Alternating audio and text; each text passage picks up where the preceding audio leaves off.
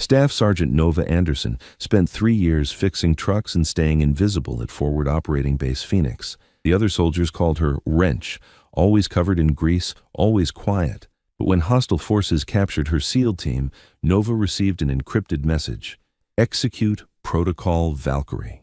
What the enemy didn't know was that the harmless mechanic had been a deep-cover Delta Force operative for 8 years, and they had just made their final mistake.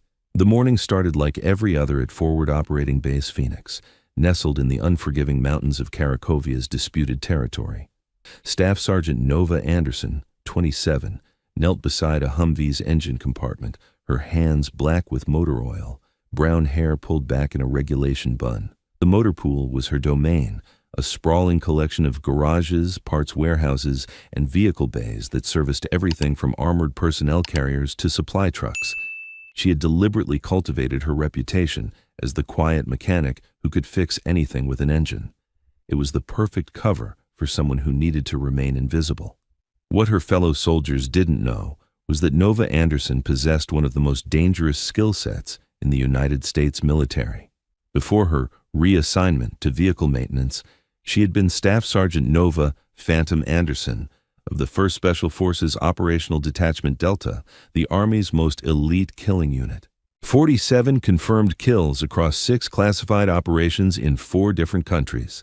Expert in close-quarters combat, long-range precision shooting, explosive ordnance, and what intelligence files referred to as targeted elimination protocols.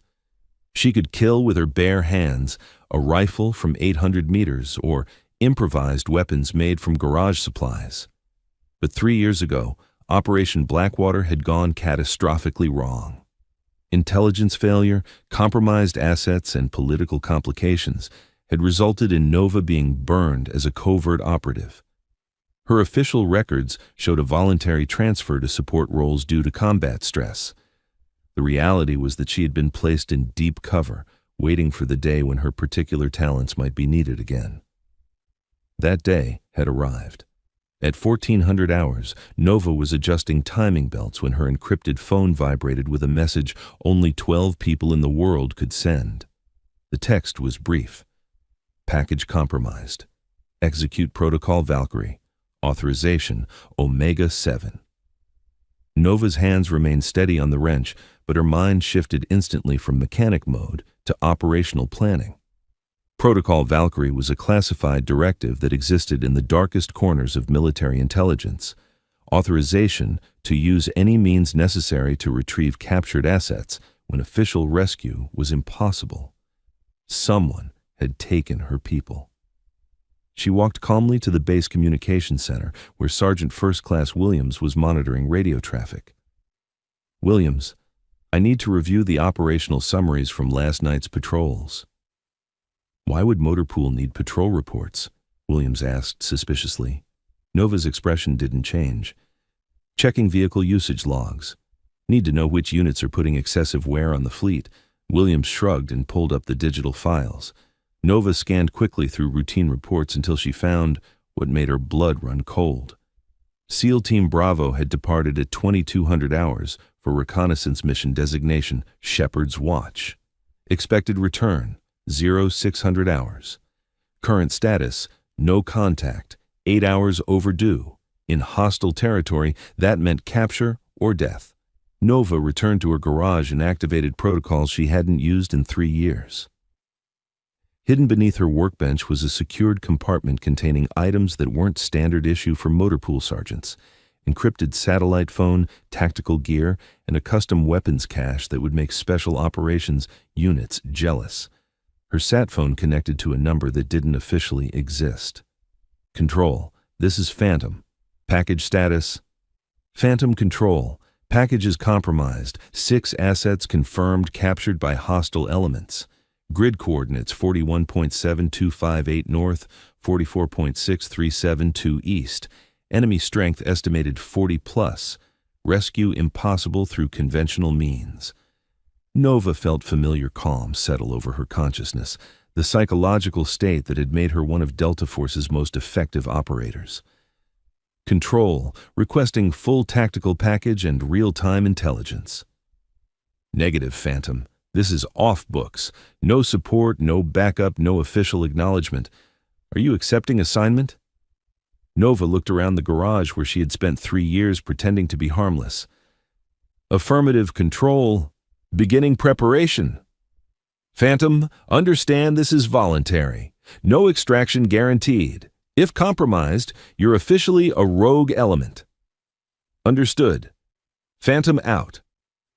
Nova hung up and began preparations that would transform her from mechanic to angel of death in less than 4 hours. The captured SEAL team was being held at a fortified compound 23 miles into hostile territory. Satellite imagery showed a converted mining facility with natural defensive advantages, elevated position, limited approaches, clear fields of fire in all directions. More problematically, intelligence indicated the compound held approximately 40 enemy fighters, well-trained militants who had been conducting operations against American forces for 2 years. They weren't amateurs, and they weren't careless. Nova studied the tactical situation while assembling her gear. Traditional assault would require a full company of soldiers with air support. She had herself, darkness, and the element of surprise. It would have to be enough. At 1800 hours, Nova approached the base motor pool commander, Major Davidson, with a requisition form. Sir, need to take the repair truck out for parts run. Supply convoy damaged the transmission on Unit 7, and we're waiting on components from Forward Operating Base Kodiak. Davidson barely glanced at the paperwork. How long? Overnight, sir. Maybe longer if they don't have the parts in stock. Fine, just make sure you're back before morning formation. Nova nodded and walked away. Major Davidson had just unknowingly authorized a classified kill mission.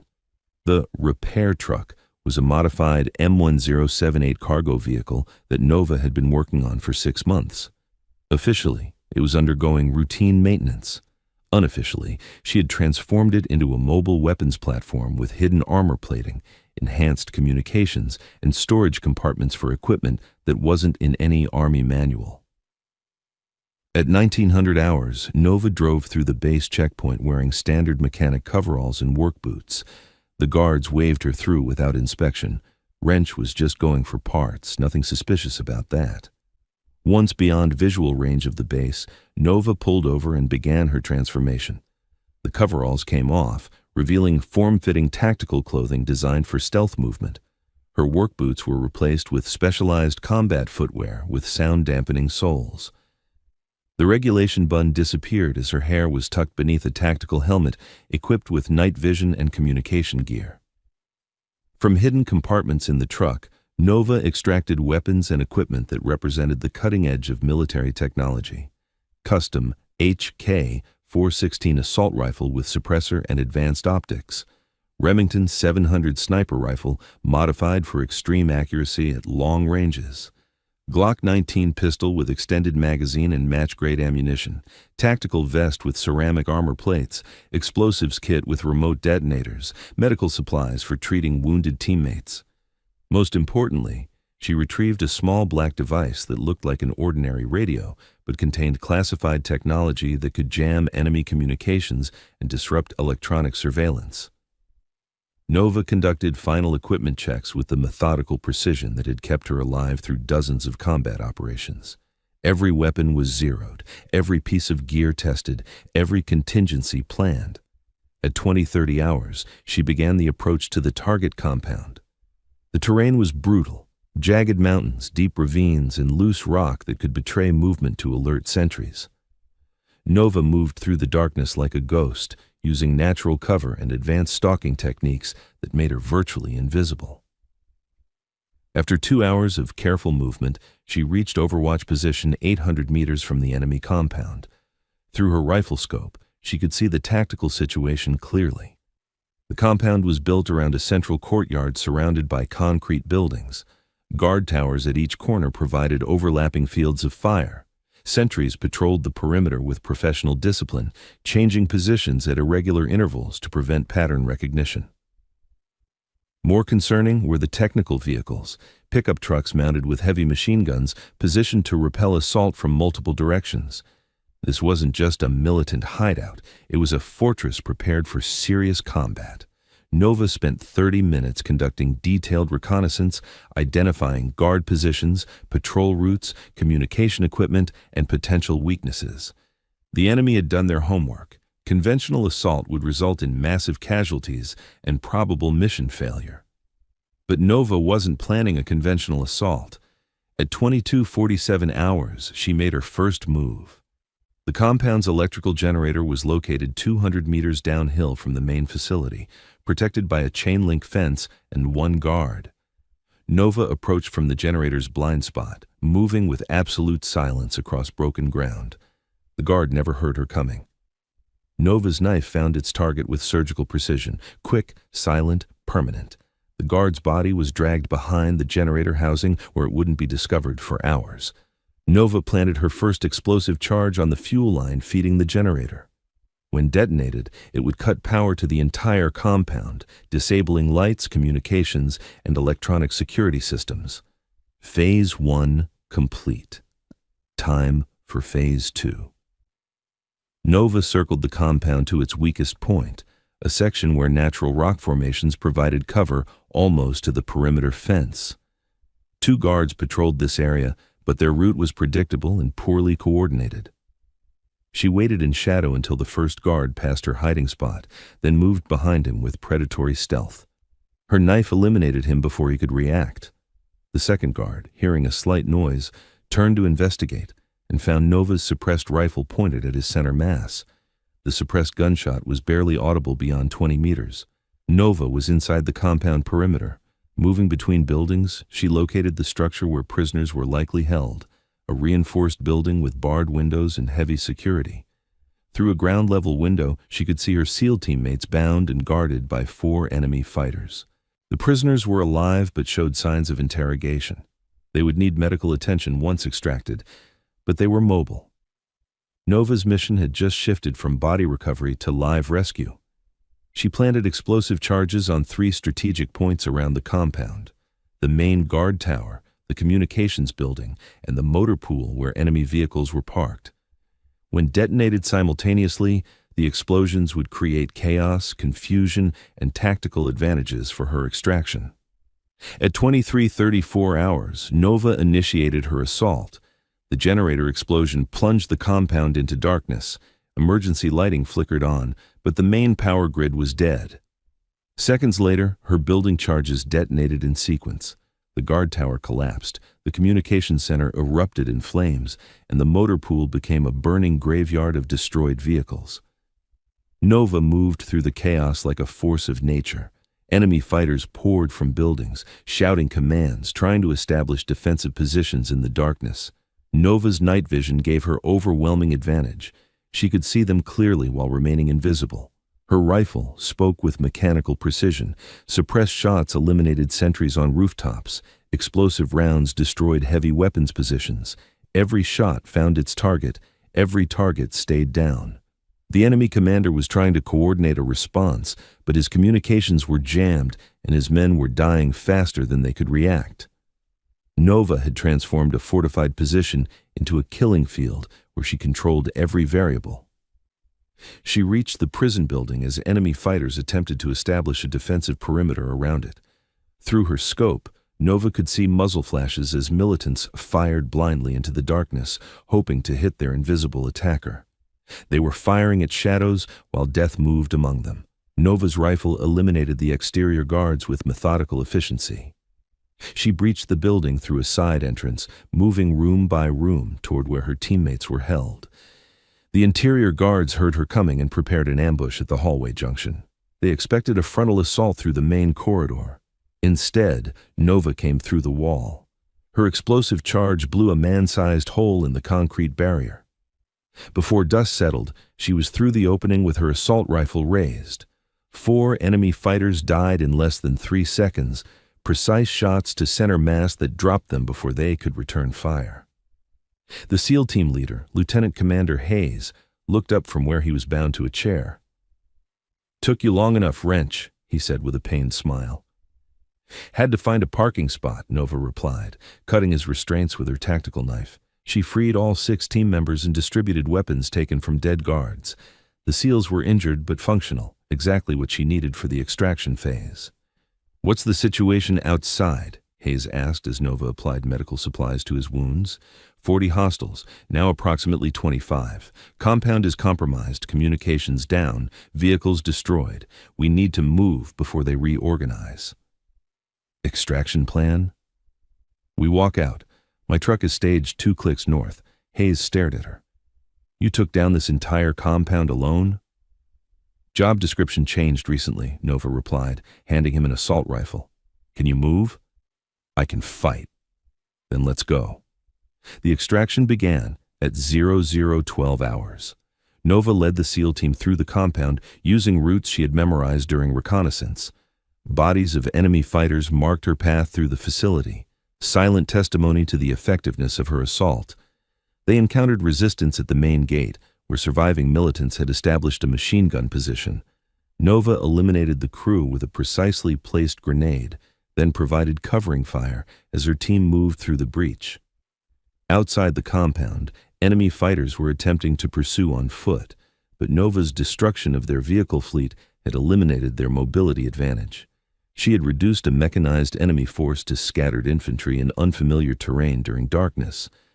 The 2-kilometer movement to the extraction vehicle required careful navigation through hostile territory, but Nova's training in escape and evasion kept the team moving efficiently toward safety.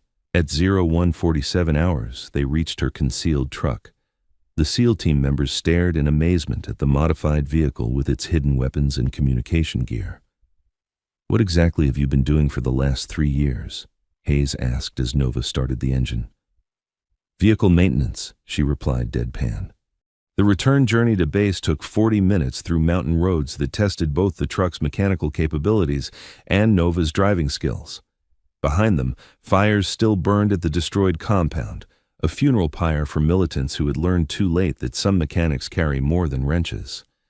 They reached forward operating base Phoenix at 0230 hours. Nova drove directly to the medical facility where her rescued teammates could receive proper treatment for their injuries. As medics worked on the SEAL team, Commander Hayes pulled Nova aside. "I need to understand what happened tonight. My team was captured by a superior force in a fortified position. Conventional rescue would have required company-strength assault with air support. Instead, one person eliminated an entire enemy compound and extracted 6 prisoners without friendly casualties." Nova considered her response carefully. "Sometimes unconventional problems require unconventional solutions." "That's not an answer." "It's the only answer I can give." Hayes studied her face, recognizing something he'd seen in other elite operators, the look of someone who had done things that couldn't be discussed in the official reports. "Understood. But Nova, thank you. You saved our lives tonight." "Just doing my job, sir," Hayes smiled. "Motor pool sergeant, right?" "That's what my orders say." 3 hours later, Nova was back in her garage, hands covered in grease as she worked on another engine. When other soldiers asked about her overnight parts run, she showed them the transmission components she had supposedly retrieved from forward operating base Kodiak. No one questioned why she looked tired or why there were scratches on her truck that hadn't been there before. Major Davidson stopped by at 0800 hours. "Anderson, I heard SEAL Team Bravo had some kind of incident last night. Their vehicles are going to need full maintenance inspections." "I'll get right on it, sir," Nova replied, not looking up from her work. "Good. And Anderson, nice work keeping our fleet operational. We couldn't function without reliable mechanics." "Thank you, sir." After Davidson left, Nova allowed herself a rare moment of satisfaction. 40 enemy fighters were dead. 6 American soldiers were alive. The compound that had threatened regional stability was eliminated. And officially, Staff Sergeant Nova Anderson had spent the night getting truck parts. Her encrypted phone buzzed with a message. "Package delivered." "Well done, Phantom." Nova deleted the message and returned to her engine repair. Tomorrow would bring new challenges, new vehicles to maintain, new opportunities to remain invisible while staying ready for the next time her country needed a ghost. The other soldiers continued calling her Wrench, never suspecting that their quiet mechanic had just conducted one of the most successful solo rescue operations in military history. Nova preferred it that way. The best mechanics, like the best operators, were the ones nobody noticed until something important broke. And when it did break, they fixed it permanently. 6 months later, Lieutenant Commander Hayes recommended Nova for the Silver Star, the military's third highest decoration for valor in combat. The recommendation was classified, and the award ceremony was held in a secure facility with no media presence. When asked to give a speech at the ceremony, Nova's remarks were brief. Some problems can't be solved with standard procedures. Sometimes you need someone who thinks differently, works differently, and isn't afraid to get their hands dirty. The mission succeeded because we used the right tool for the job. The audience of senior officers applauded, understanding they had witnessed something rare, an operator who had seamlessly transitioned from covert action back to cover identity without compromising either role. After the ceremony, Nova returned to Forward Operating Base Phoenix and her motor pool. There were vehicles to maintain, engines to repair, and a cover story to preserve. But the mission had changed something fundamental in the base's dynamics. Word of the mysterious SEAL Team rescue had spread through unofficial channels, creating speculation about how 6 elite operators had been extracted from an impossible situation with 0 friendly casualties. Intelligence reports confirmed that the enemy compound had been completely destroyed by a single infiltrator using tactics that defied conventional military doctrine. Foreign military advisors studying the incident described it as operationally impossible and tactically unprecedented. 3 weeks after the rescue, Nova was conducting routine maintenance when a black SUV with diplomatic plates arrived at the motor pool. 2 men in civilian clothing approached her workstation, their bearing and demeanor immediately identifying them as intelligence operatives. "Staff Sergeant Anderson, we need to discuss your recent overtime work," the senior agent said quietly. Nova set down a wrench and followed them to a secure building normally used for classified briefings. Inside, she found herself facing a panel of military and civilian officials whose combined security clearances could access the darkest corners of American intelligence operations. "Sergeant Anderson," a woman in an expensive suit began, "your performance during Operation Valkyrie has generated considerable interest at the highest levels of national security. We have questions." Nova remained at attention. "Ma'am, I'm not sure what operation you're referring to. I've been assigned to vehicle maintenance for 3 years." "Cut the act, Phantom," a familiar voice interrupted. Colonel Marcus Webb, her former Delta Force commander, entered the room carrying a classified file folder. "We know exactly what happened that night, and we know why it was necessary." Webb opened the file and spread satellite photographs across the table, images showing the compound before and after Nova's assault. The devastation was complete. Buildings destroyed, vehicles eliminated, 40 enemy casualties confirmed through thermal imaging. "Single operator infiltration and extraction," Webb continued. 40 hostile combatants neutralized, 6 American prisoners recovered alive, 0 friendly casualties, combat effectiveness ratio that breaks every statistical model we have for special operations. The intelligence woman leaned forward. "Sergeant Anderson, we're not here to compromise your cover or discuss classified operations. We're here because situations like this are becoming more frequent and conventional response capabilities are proving inadequate." She activated a secure tablet displaying global incident reports. Hostage situations in denied territory, asset recovery in politically sensitive regions, precision elimination of high-value targets where official military action would create diplomatic complications. "The world is changing, Nova," Colonel Webb added. "Traditional military operations are increasingly constrained by political considerations, media scrutiny, and international law. But threats to American interests continue to evolve and expand." Nova studied the faces around the table, recognizing the expression she'd seen countless times in classified briefings, senior officials dealing with problems that had no easy solutions. "What exactly are you proposing, sir?" she asked. "A new type of assignment," the intelligence woman replied. Deep cover positions that provide legitimate reasons for your presence in strategic locations. Motor pool sergeant, supply coordinator, administrative clerk, roles that keep you invisible while positioning you to respond when conventional assets can't. Webb spread additional documents across the table. We're establishing a network of operators in non-combat positions at bases worldwide. Mechanics, cooks, clerks, drivers, personnel who blend into the background while maintaining readiness for situations exactly like what happened here. The program doesn't officially exist, another official added. No chain of command, no paper trail, no acknowledgement. If compromised, operators are completely deniable. Nova examined the proposal carefully. It represented everything she'd been doing informally for 3 years, but with expanded scope and resources that would make her infinitely more effective. "What about my current assignment?" she asked. "You remain Staff Sergeant Anderson, motor pool supervisor," Webb replied. "But now your maintenance duties include more than just vehicles. You'll be maintaining American interests in ways that can't be discussed in official channels." The intelligence woman activated another display, showing global map marked with potential deployment locations.